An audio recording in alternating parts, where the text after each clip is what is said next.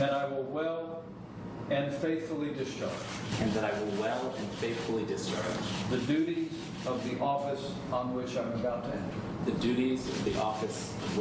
to enter. So help me God.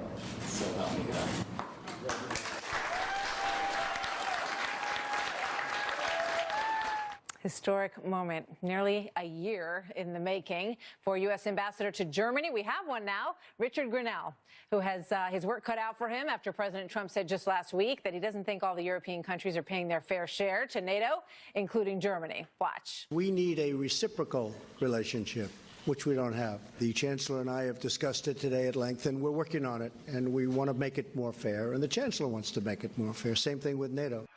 Talking trade and NATO there. Here now exclusively in his first interview since being sworn in is U.S. Ambassador to Germany, Rick Grennel. How does that sound, Rick? You like that handle? Sounds very weird. Please just call me Rick. So tell me what that was like today, because I know, as we said in the intro, this took forever. It was held up in the Senate for months and months and months and months. Yeah, look, I'm humbled and honored. It's amazing. One of the reasons why I got really focused on candidate Donald Trump and Mike Pence and the ticket, and to really try to push forward, was simply because they eschew politics, and they're really focused on the American people and the American taxpayer in particular. And what I saw last Friday when I was sitting in on the meetings watching President Trump negotiate with Chancellor Merkel, really, I have to tell you, was a culmination of 25 years working in this industry. I've longed to work for a president who really focuses on the taxpayer. This is a guy who is incredibly good at negotiations. I wish every American could see him do it, because he's completely relentless about the American taxpayer, and he does it in a very nice way. He's actually very complimentary to the other side.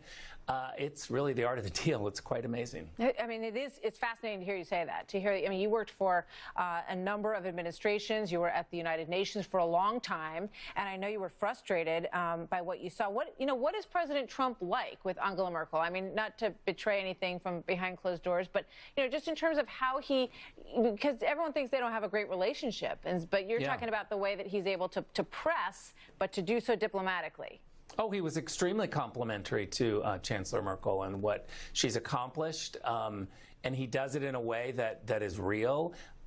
Look, to be in that moment, you have to understand that when you're watching two people negotiate, two officials, what I've usually seen is that a U.S. official make a plea to the other side to come along to our side, to do what we want because it's the right thing to do, or we make this moral argument about, this is what we believe that the world looks like, or this is what we should do. Yeah. And I think it doesn't work that way. The other side usually brings in their economy, brings in their trade issues, and they integrate the issues into a negotiation. President Trump is the first U.S. official that I've seen that actually pulls in every piece of the agricultural department. It's really interesting. I mean, he has said with the southern border, this is going to be about NATO. If we don't have security, it's going to hurt you on NATO. He's joining the economic issue with the diplomatic issue in a way that I think is completely unprecedented. I've longed for that. And you've seen that, from the front row. The Iran deal, it's largely believed that he's not going to recertify this on May 12th. So you're going to be in a situation where you're going to perhaps have to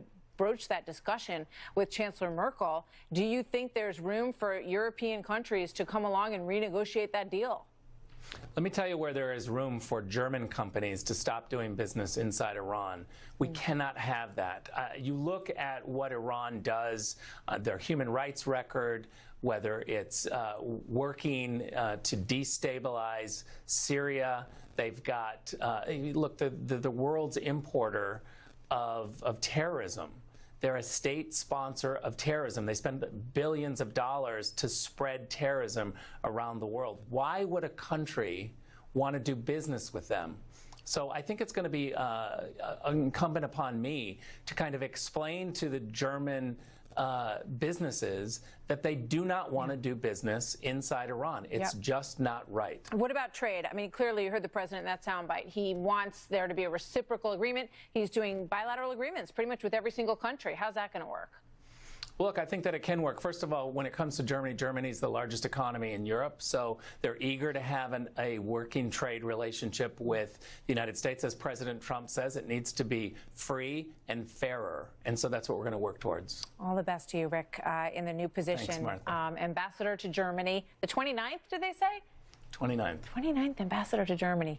A lot of history there. Thanks, Rick. We'll talk to you soon. Best of luck.